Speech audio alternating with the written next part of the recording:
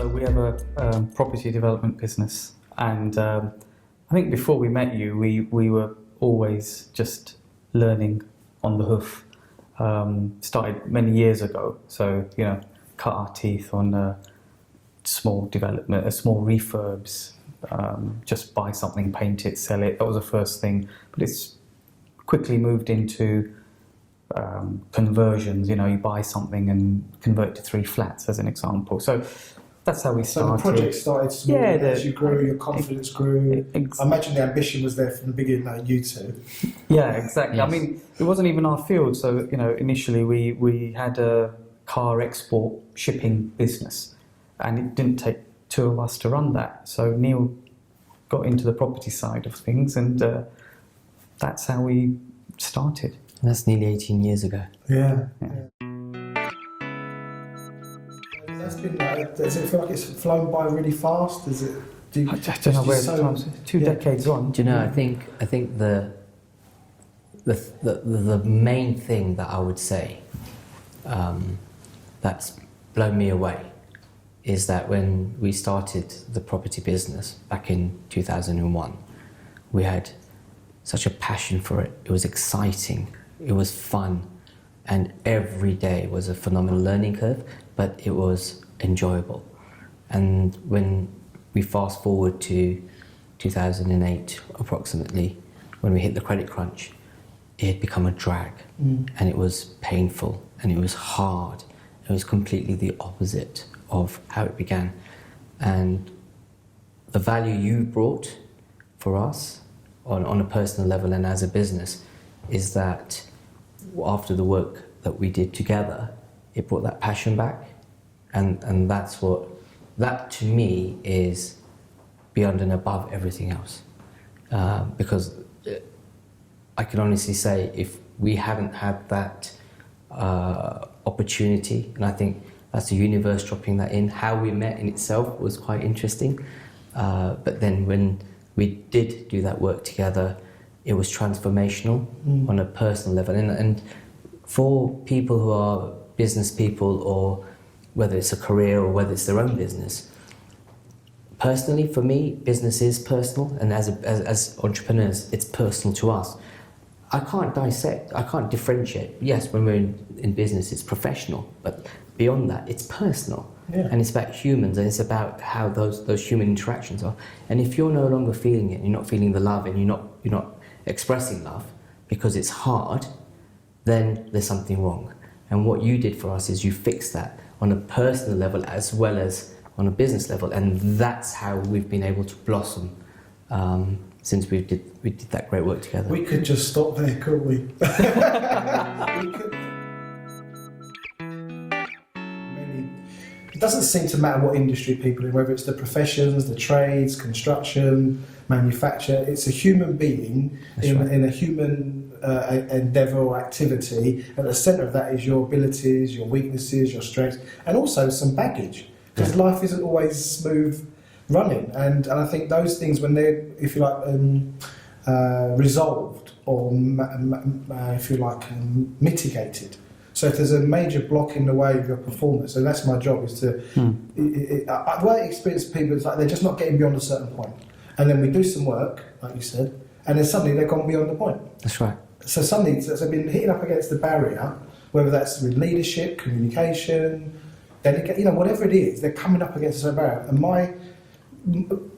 what I'm always looking for is identifying that barrier. Go, look, can you see it now? They know it's there because you keep bumping up against it. But it's like walking into the glass over and over, bang, over and over, bang, and then we just pop it and it shatters, and you stepped into a whole new level of view, possibility, action. The whole thing starts to take up to another level. Absolutely.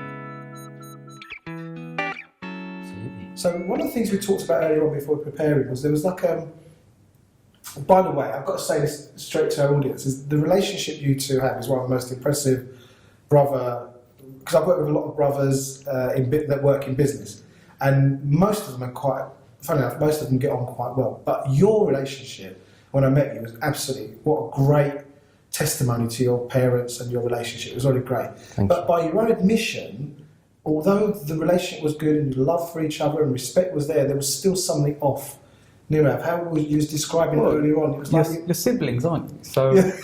you know, Yeah.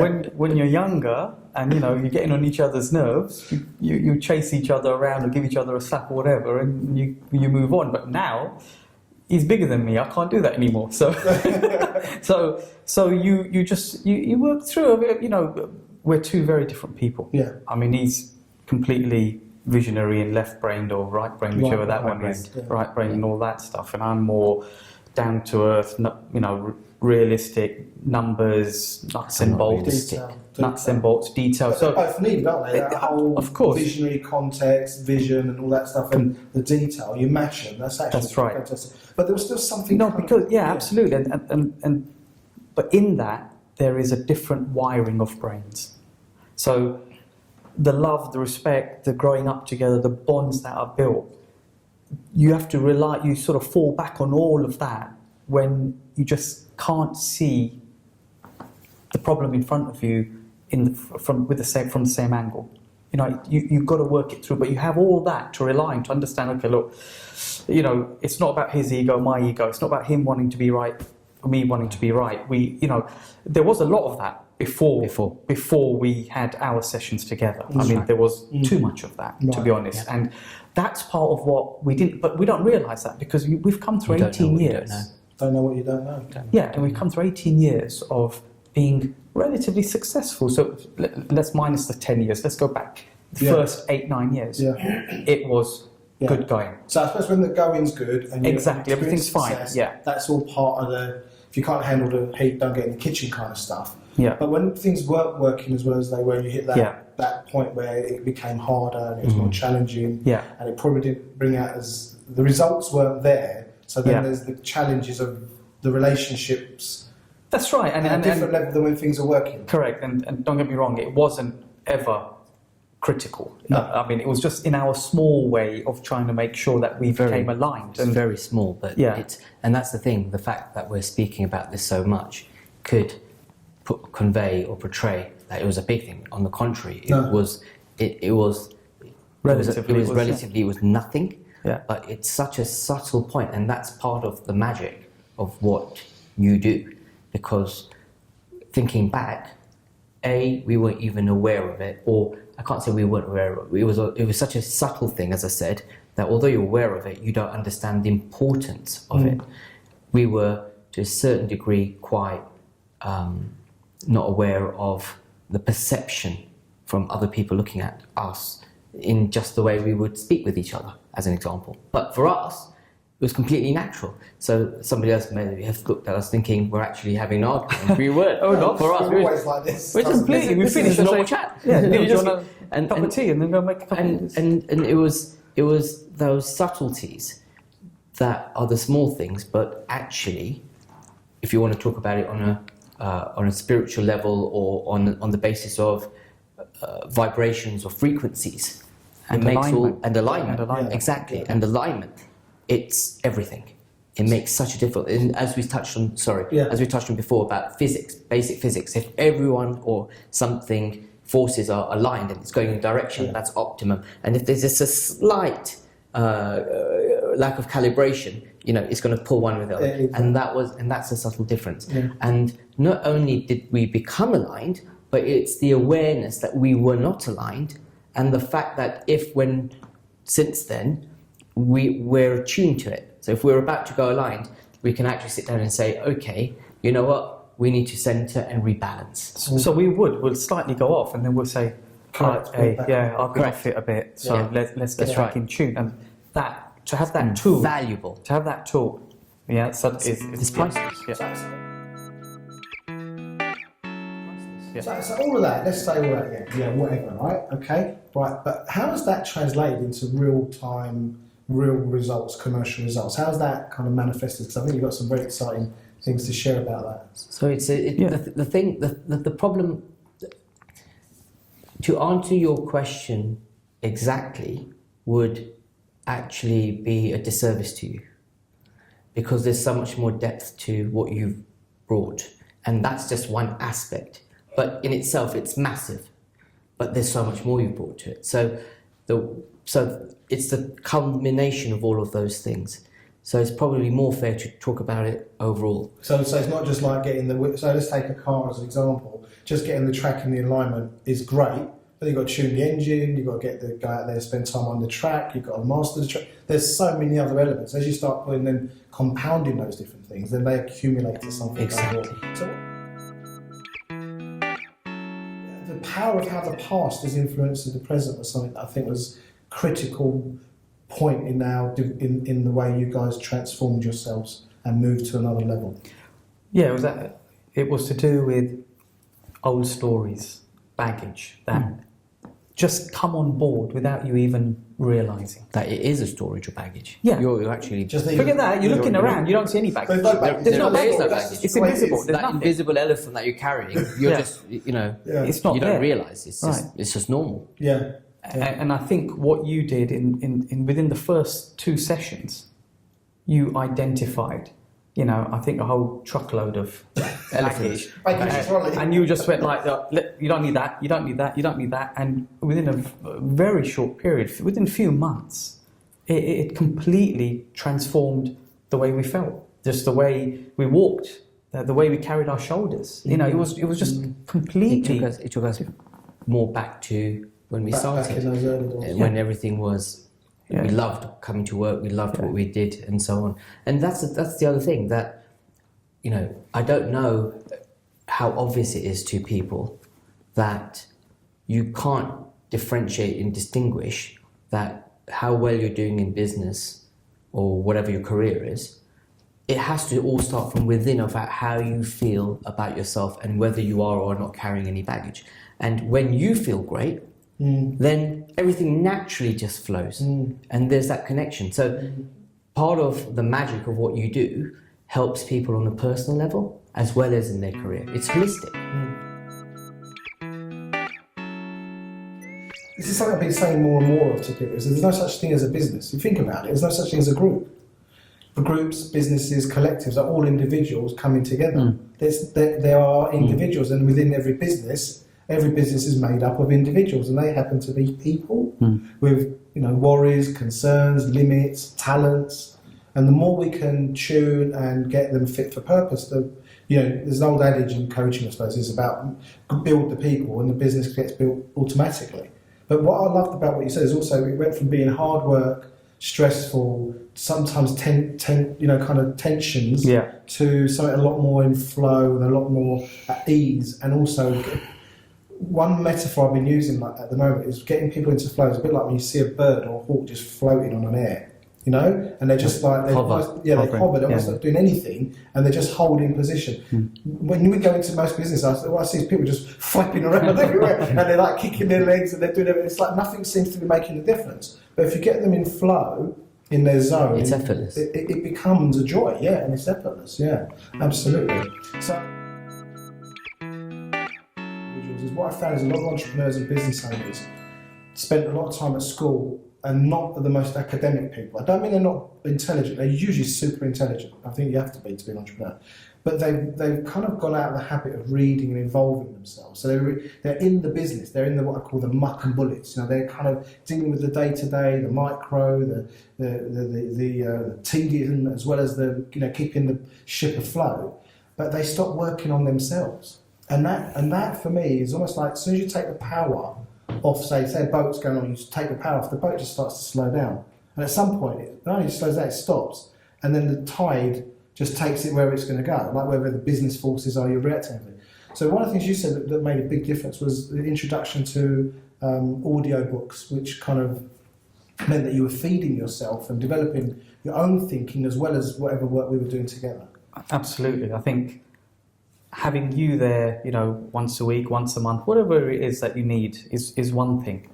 But there's so much work that needs to be done to yourself. And the only way you're going to do that is by just either reading or listening. And listening was just so much more convenient. You're in the car, put it on, and off you go. Simon Sinek, let's start with why. Yeah, I mean, good place to start. That was our journey. That was the beginning of our journey. And that led into so many other authors and areas of this self-learning, self-development. Yeah. And that completely goes hand in hand with what you do, because you learn so much from these, and then you come, and then when you're telling us what you're telling us, we already start having a familiarity. We start having a grounding. We start having a more of a foundation to understand where you're coming from. Because otherwise, Erkan, when you start, it's like, yeah, you know, where's he coming from? Yeah. You know. Yeah. But then if it wasn't, I mean, that is a bit of a tension point, because if I'm going to tell you what you already know, you're going to go, yeah, and know that, I know that, I know that. But if I tell you something, so part of the engagement is working out where's the limit for this person, in line with what you want to achieve. Obviously, it's not just about freaking people out. We're going beyond. Because you say to people, you open, and you say something, they go, that can't be right. There's a certain kind of fun in that, but that's not going to get us far. But the idea is find out where is the limit for this person, and giving them what they need to go to their next step. Yeah. Now, what I found with a lot of, now I don't want to go into what other people are doing, but if I'm giving you something that's not relevant, and it's just a formulaic way of working with you, it's not bespoke, because that's the other thing, which out of the thousands of books and audios and information I'm going to present, is finding the thing that's going to make the biggest difference to you right now. And then say, well, you didn't like that. That didn't make it great. Bin it. Try that. No good? Bin that one. Try that. So it's a collaborative, it's not doing it to you, it's working in collaboration with you to empower you. Yeah, I mean, there were some Audible books that did resonate, and some were like, oh, okay, that was all right, you know, but I got most of that message in the other one, and then you get, you know, you listen to something else. And sometimes you're not ready for certain messages. You know, sometimes you get something, you go, and then 2 years later you listen to it and go, that is genius. Well, you just weren't ready for it at that time. You know. So there's this transformation. Have you gone back to the old ways? You mean regress to? No, no, not at all. No, far from it actually, because our self-development's always it slows at times because there's a lot to do at work and family life, etc. So it may slow, but then you remember it, you pick back up on it again, and the tools that you gave us in terms of how we interact just on a minute by minute, hour by hour, day by day, sort of, you know, within the office, those tools don't disappear. They're there all the time. Yeah. And there's times when you've just had a row with someone, and then we need to have a chat, and you come in and you're a bit like that, and we're like, whoa, dude, what happened there? You know, and then we're like, okay, you're right. That's the other thing. So, another reason why we're so blessed and fortunate is that if that kind of scenario happens, we have the other two immediately just bring them down and just start centering and balancing again and say, okay, I've only got love in my heart. Exactly. But isn't that fantastic? Because to me, quite often when I talk to people about breakthrough or transformation, it's very not understood. And once you've had that experience, and there's this idea, well, no, there's no going back, because it's like the caterpillar goes, you know, the conversation metaphor caterpillar to butterfly.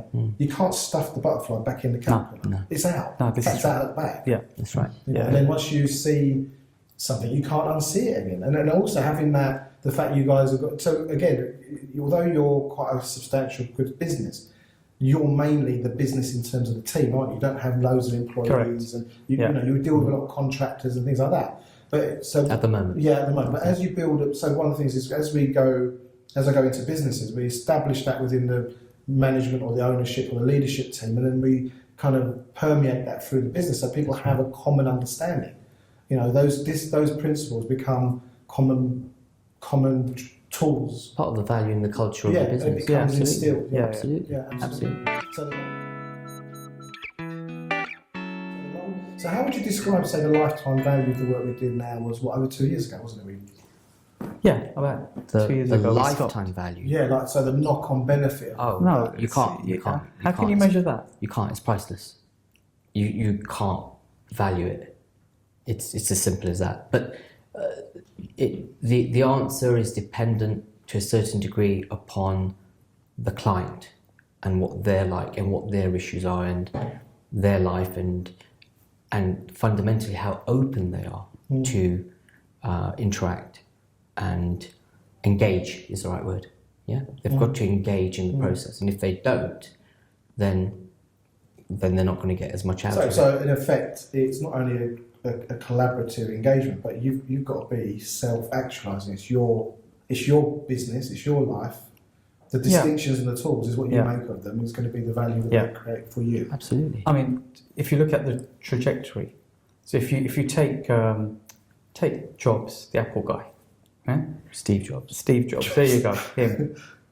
The potential of what you've done is Steve Jobs not having an Erkan moment and then selling computers in the PC world, right? Yeah.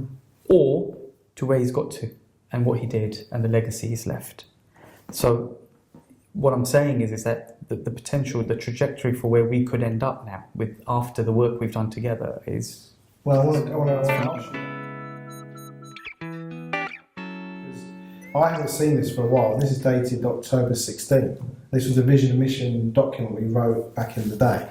And your vision is to transform the quality of people's lives and empower their aspirations. I read that earlier and it gave me little goosebumps. I think when we wrote this document in the back then, it was so big. And even you guys now reading it go, yeah, you know what, we've gone past that in some ways. Not that we've achieved it. It's not a goal that you've gone, ticked up. No. But you're living that and you're going beyond where you thought you would be from writing this. Because I think when we wrote this at the time, it gave us, it gave you kind of shivers, like that's exciting, it's electric. It still is. You've been involved in the high-end luxury property market at the time we met, and I think that was kind of coming to an end for you guys. Yes. Yeah. In a way, the market had changed as well, and I think we've got stamp duty and all that. Yeah. So there's some externalities that kind of affected that market. But what became clear here is using the talent and the experience you got from building high luxury prestige properties and taking those skills and bringing them to, well, one of the things we talked about is solving the housing crisis in England, for example. That's right. Again, massive, but it got you asking new questions, didn't it? How did that kind of show up in your day-to-day, or how did that start to... So I think it's important to say that we don't sit here thinking to ourselves, or that there's any ego in us to think, oh yeah, you know what, we're going to solve the housing crisis and it's just the two of us and we're going to do it ourselves. We're going to do it on our own. It's not that. It's the vision, it's the mission, is the aim is to try and facilitate to happen or play our little part in it. How little that is, time will tell. It's a contribution to the mission, isn't it? Like absolutely. Feeding the homeless, you can feed a certain amount yourself, but you're contributing to the bigger vision of everybody gets to eat, where everybody's fed. That's and I think and one of the things, there's a line here that I absolutely adore. Yeah, it was to bright aspirational living spaces that we build sustainable communities. We aim to provide living conditions that evoke dignity, self-respect and pride. Everyone has a right to a place called home. Absolutely. What we did is, the problem with terms like high-end luxury means different things to different people. Yeah. So in the part of the world that we have been developing new build homes, houses and flats is northwest London. So a lot of the things we built are like multi-million pound type houses and all the rest of it. Market changed, we had to change with the market. And with that at the same time was the work that we did with you, and this vision and mission statement came out of that process. And so the skills and experience that we've gained over the years, it was about how do we take that information and those skills and bring it into more people's lives. So, it doesn't mean necessarily that if you use gold taps, as a very loose example of something that's multi-million, but it's about the quality, it's about the design, it's about how it's built, it's about the use of space. Because one of the biggest things, as we all know, living in this country, especially in London, is it's expensive. Everything's expensive. And so if we can get the design right and get the quality in there and do it in a sustainable way and do enough of it and actually get to a stage where, since we work together, a lot of the time we spent is in research and development. And part of that we've come to the conclusion that we can create flats for sale, private, and it doesn't matter whether it's entry level, whichever, which level it's at is just determined by the specification in terms of the finishes. What I got was it was like capitalising on those years of experience because you happen to work in the high end sector. Yeah. The thinking was what prevailed, not the market. Absolutely. So you're pivoting in a way. What you're doing is pivoting. You're pivoting your attention from solving, high value properties but the thinking was about maximising space, making it a great living experience. So bringing that to ordinary living, so we can Every day. For everyone. every day, For everyone. for everyone.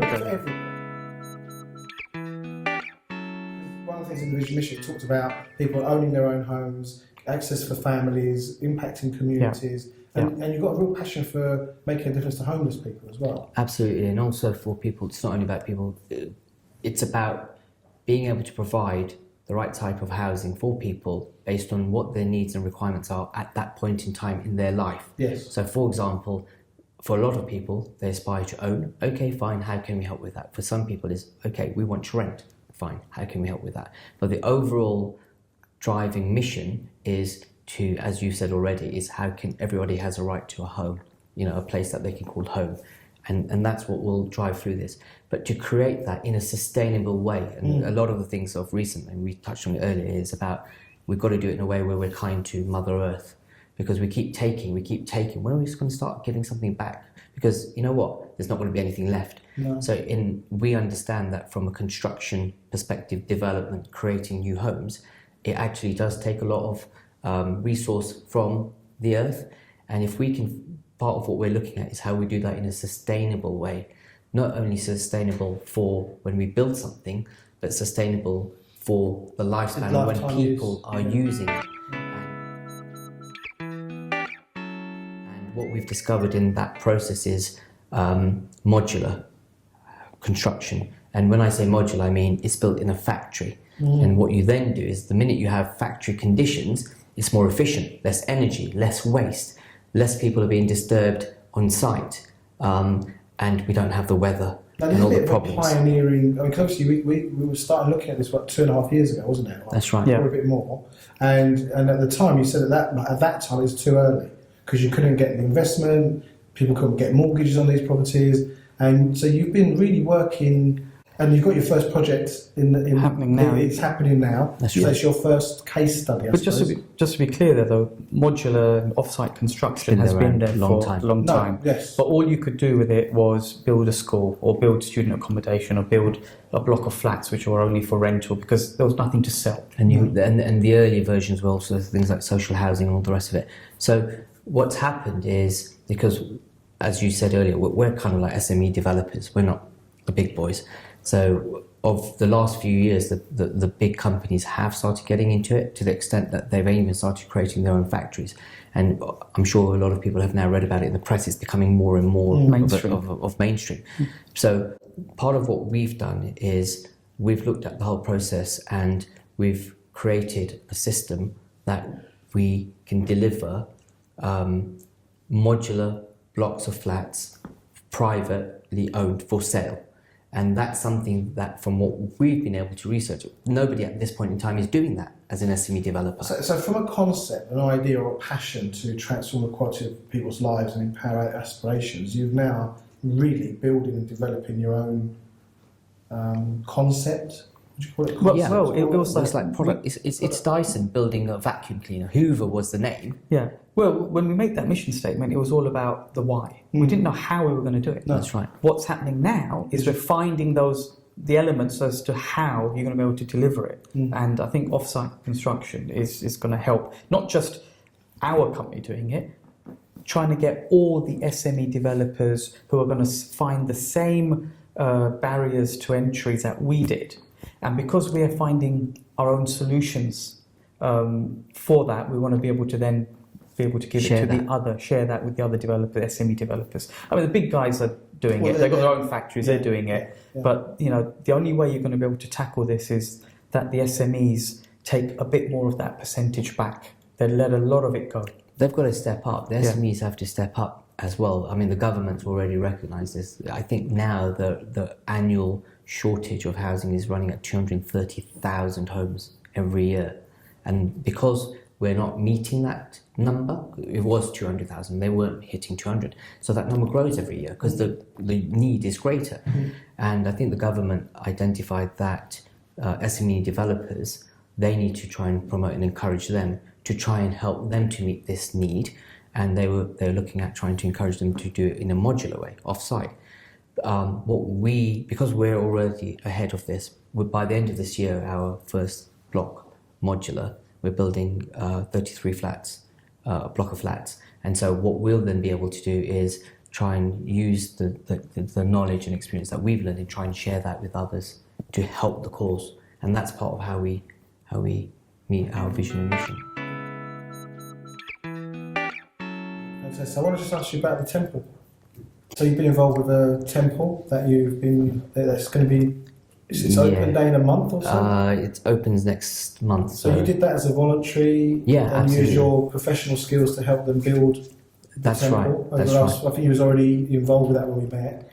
That's right. And one of the things you said earlier on, so it really kind of made me feel, you know what, I think entrepreneurship is important, but I think it's civic duty kind of lies beyond that, because use your entrepreneurial skills to make a civic impact. And I think that's something that you guys have got an eye for, even prior to luxury properties. That was the market you was in, the market changed. You've had the influence of the coaching and the engagement, and your vision's got bigger to make a bigger impact, but also you're using your skills to contribute to projects such as the temple. Can you just say a little bit about that and why you got involved with it? Yeah, I'm not religious, but it's a Hindu temple which we're aware of which is based in Greenford, and they do a tremendous amount of good work. They feed over 4,000 people every week, and have done so from back then in very constrained premises, and it's something that just touched me because it was a way of trying to, if I could help them, they wanted to build a new temple, and if I could help them to build the best temple that they could, which was more state of the art and fit for purpose, then they could just do so much more good. And so that's been a project that we've been working on for about 4 years. Neil took lead on that, so he's done a lot more because we have to run this side as well. But in terms of project management, going to every single design team meeting and making sure that everyone's doing what they're supposed to do, and let's give the Mandir credit. It's the Jalaram Mandir because they feed thousands of people. Well, we'll put a link in the video as well. So Absolutely. So what I'm hearing here is when you're engaged in a vision and you're having transformational experiences, you're resolving some of your own personal baggage, developing a relationship, aligning your vision. So what I'm saying is that the scope to maximise your impact becomes exponential. Yeah, exactly. Absolutely. To actually make a difference to the earth, to the planet, to the human species, while feeding, clothing, taking care of your own families as well. But I imagine there comes a point where it's no longer. Given the success you've had in business, you're not going out just to make a living.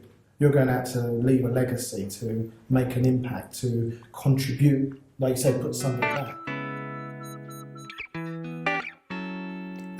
Absolutely, but what it is it's a change of thinking. In that, where ordinarily, even for us, we'd go out and think, okay, we've got to earn some money to meet our needs. The thinking changes because you think to yourself, well, let's think about all the things that we need to do and what we can try to do to help the world, the planet, the earth, or whatever where that potential project is, and leave it to the universe to deliver how it's going to make our ends meet, if you like. And it just happens. It's like leave it to the universe, like destiny. Like there's a hidden force that's backing you, isn't it? That's something not just us, all of us. It's not just us. It's everybody. It's everybody. Everybody has that, and it's up to them how they tap into it or not. Yeah, and that's what I was going to say. So Absolutely, it's like a conscious effort to tap in. Because you showed me a list of 7 intentions that you wrote, right. and then none of them about get a bigger house, go on more holidays, earn more money, get a car. It was none of that was there. It was all about. And actually, talking about that is, I think it was in your Be Inspired program that I think we both went to. Be Inspired program, and it's like, say one thing out. in front of everybody, and it was a whole. I think for me, I can't remember what yours got, but for me, it was just being one with the universe. Yes, I think I know, that was I know. yes. It's like, And I tell you what, we put in the tea. oh, absolutely. But It was. since then, you know, that the power that has had, Yeah. you know, in hindsight, when I look back, again, it's priceless. Okay. It's priceless. So, if you can get to a stage where, and it's just to finish the point from before, because you can't go through life to say to yourself, well, you know what, all I'm going to do is charitable work, and I don't need to worry about how to earn any money, because it'll just happen. Because if you don't actually put some effort in earning money, obviously it may not happen. So it's just a slight distinction to be careful of. So you still got to do the day job, but at the same time, do what you can take on within your capacity of taking on a small project. And it might just be volunteering somewhere on a Saturday for a couple of hours. You do what's within your capacity.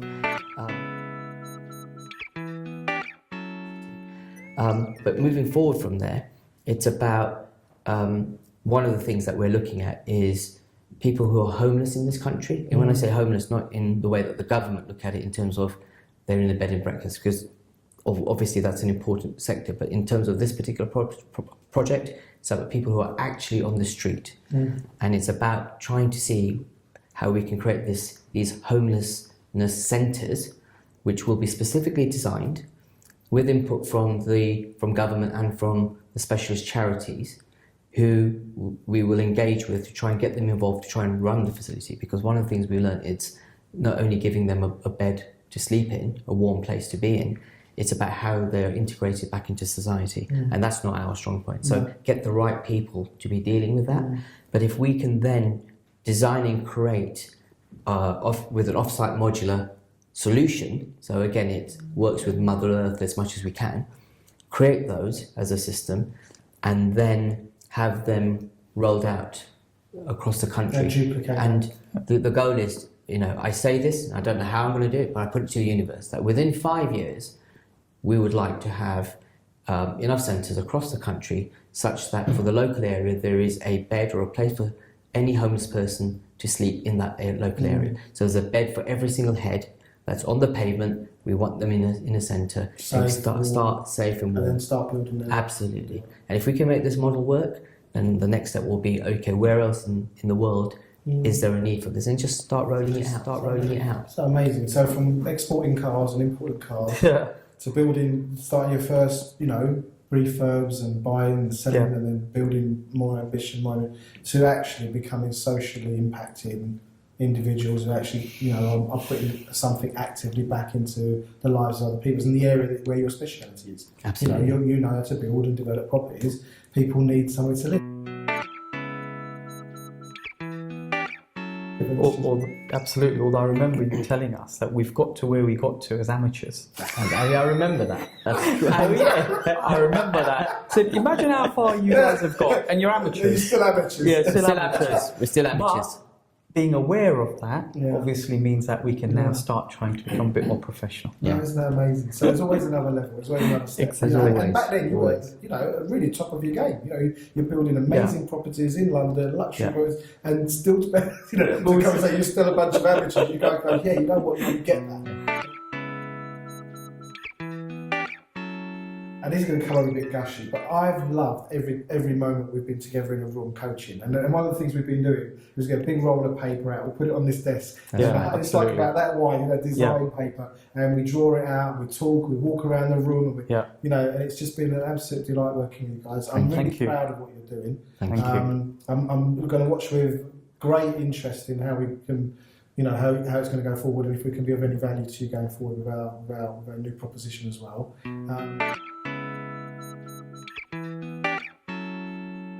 What I would say is, if you are thinking about using Erkan services, if you're in two minds about it, I hope you've seen a lot of this video and you'll be encouraged by what we've said as real life examples of how much of a transformation Erkan has made in our personal lives as well as in our business lives. And as Erkan's already said, he's created a couple of guys who are now on a mission to really, really try and help as many people as we can in various different ways in life. And you need to take a lot of credit for that. So it's been an absolute pleasure for us working with you as well, and we're very, very grateful to you. And I think the earth owes you a gratitude for not only us but so much other good work that you do. So thank you. Thank you very much. Absolutely. Okay. What he said. So I've been in conversation with Neil and Nirav Khiroya from Excelsior Property. Excelsior Homes. Homes. Has that changed? No, it's not. Excelsior Homes is fine. So look them up. We'll put all their details below this video. Thank you very much, guys. Thanks for taking. We're in their offices on a Saturday doing this in your spare time and family time. I really appreciate it, and I'm rooting for you guys all the way. Not just for you, but the difference you're making to people's lives and your passion for providing homes to everyone who needs one. I think that's just incredible. So well done. Thank you very much. Thank you. Take care. Bye bye. Thank you. Bye-bye.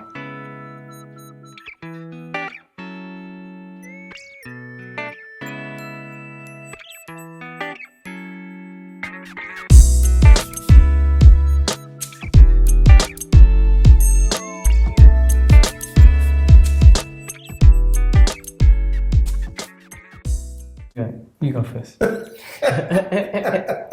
Because you know what? I was going to use the whole amateur and professional thing for that. And I already used it.